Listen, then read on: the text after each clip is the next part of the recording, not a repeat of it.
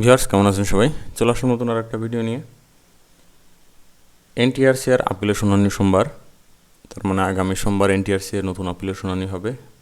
যত ধারণা করা হচ্ছে আপিলের শুনানি এবং রায়ের যদি এনটিআরসি এর পক্ষে থাকে তাহলে রেজাল্ট আমরা খুব দ্রুত সময়ের ভিতরেই পেয়ে যাব।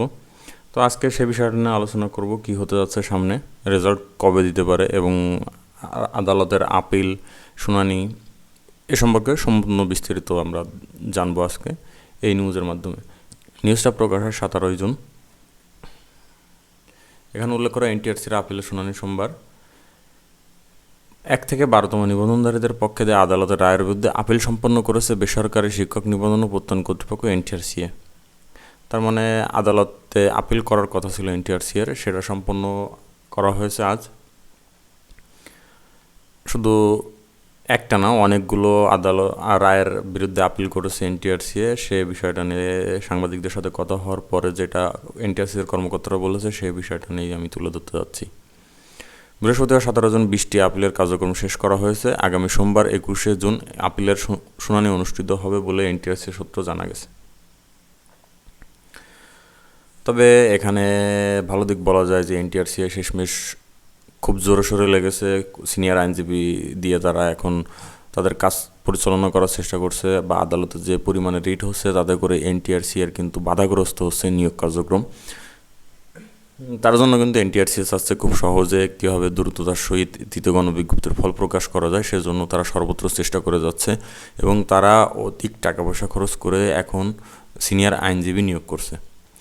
সূত্র জানায় আজ বৃহস্পতিবার এনটিআরসি এর করা আপিলের শুনানি হওয়ার কথা থাকলেও সেটি হচ্ছে না। রিটকারীদের 20টি কন্টেম্প মামলার বিরুদ্ধে স্থগিতাদেশ চেয়ে আপিল আজই সম্পন্ন করেছে এনটিআরসি। আগামী সোমবার আপিলের শুনানি অনুষ্ঠিত হবে।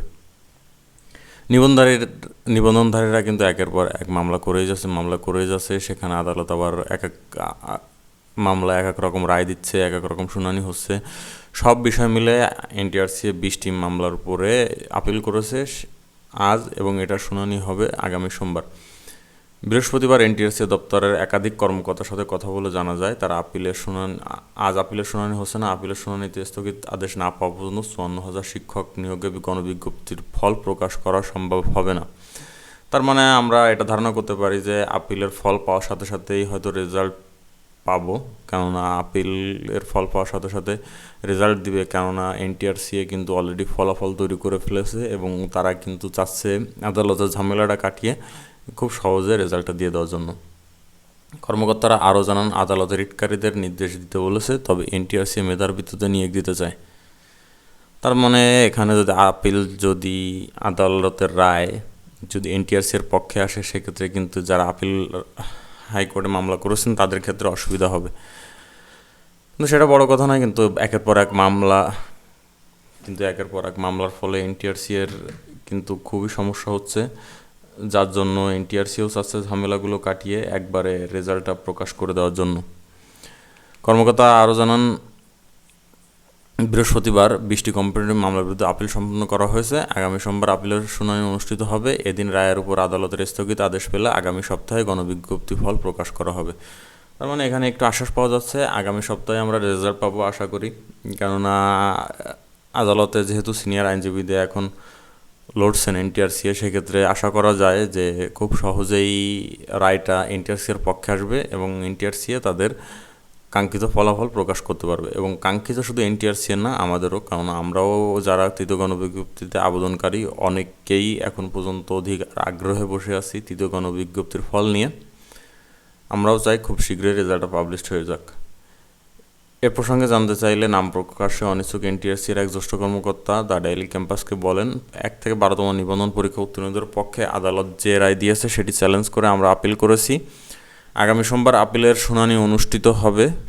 তিনি আরও বলেন, আপিলের শুনানিতে রায় আমাদের পক্ষে থাকার ব্যাপারে আমরা শতভাগ আশাবাদী। এছাড়া শুনানির জন্য আমরা আমাদের নিয়মিত প্যানেলের বাইরে একজন সিনিয়র আইনজীবী নিয়োগ দিয়েছি।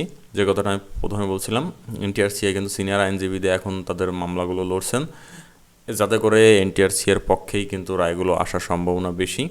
সোমবার আদালতের স্থগিত আদেশ পেলে আগামী সপ্তাহে গণবিজ্ঞপ্তির ফল প্রকাশ করা হবে। তার মানে এটা ধরে নেওয়া যায় আদালতের ফলও এনটিআরসি এর পক্ষে আসবে, আর আগামী সপ্তাহ না হলে আগামী 15 দিনের ভিতরে আশা করি আমরা রেজাল্ট পেয়ে যাব।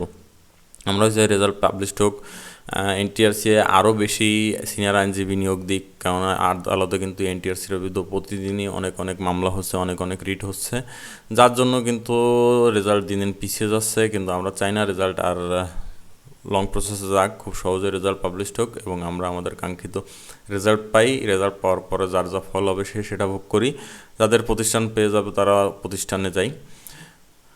কিন্তু একের পর এক মামলা, তারপর আদালতের স্থগিতাদেশ, হাইকোর্টের রিট, সব মিলে একটা হযবরল অবস্থা। আমরা সবাই চাই যে এই অবস্থা থেকে পরিত্রাণ পাওয়ার জন্য এবং খুব সহজে রেজাল্টটা পাওয়ার জন্য। সো ভিউয়ার্স, এই ছিল আজকের ভিডিও যদি ভালো লেগে থাকে তাহলে অবশ্যই চ্যানেলটি সাবস্ক্রাইব করে বেল আইকনটি বাজিয়ে পাশে থাকবেন, যাতে করে আমার পরবর্তী যে কোনো আপডেট সবার আগে পান।